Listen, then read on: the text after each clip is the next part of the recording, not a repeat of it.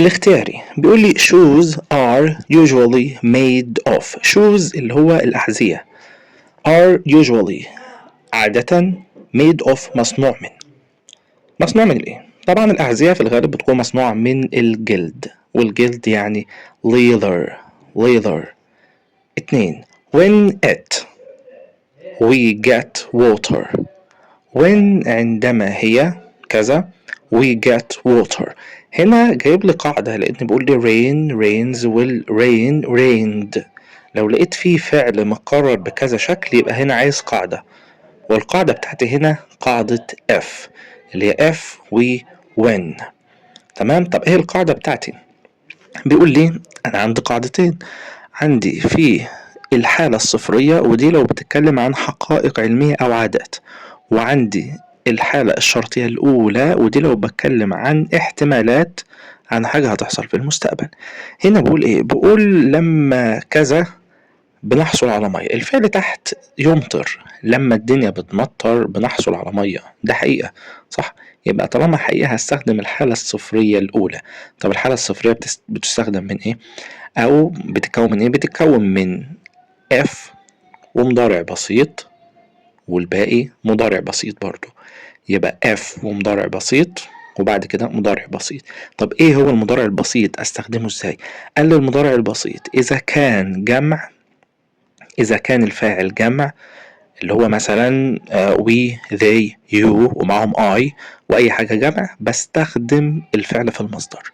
واذا كان غير جمع يعني مفرد هستخدم معاه الفعل في المصدر وازود له s او es او ies.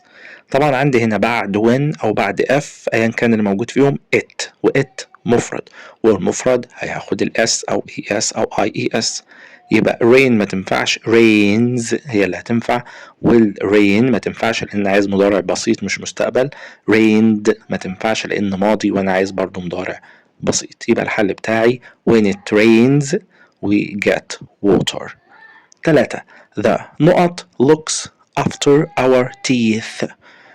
looks after يعني يعتني بيه، يعتني our teeth بالأسنان بتاعتنا اللي هو مين؟ الدانتست، طبيب الأسنان. 4. It's an interesting story. It's an interesting story. إنها قصة رائعة أو ممتعة. نقط it. ده سؤال مزيل، والسؤال المزيل اللي هو بنقول في الآخر أليس كذلك؟ مش كده. لو ما تقول لحد مش هو اللي كان موجود امبارح، صح كده ولا ايه؟ صح كده ولا ايه؟ اللي هو بالمعنى بقى اللغة العربية الفصحى أليس كذلك. ده السؤال المزيل. طب انا بعمل السؤال المزيل ازاي؟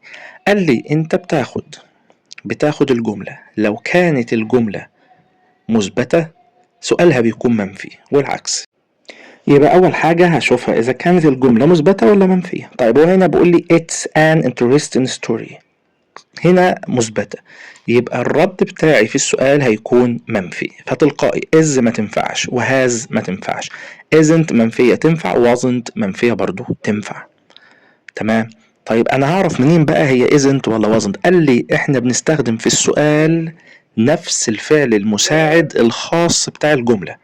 يعني الجملة لو فيها was هستخدم was، لو فيها is هستخدم is، لو فيها will استخدم will، لو فيها are تستخدم are، فيها ايا كان نستخدم اللي هو موجود. طيب هنا موجود is يبقى هم في is هتبقى isn't. تمام. 5.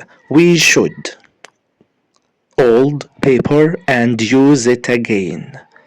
we should يجب علينا old paper الورق القديم and use it نستخدمه again يعني مرة أخرى. طالما مرة أخرى يبقى هتعمل له إعادة تدوير، وإعادة تدوير يعني recycle.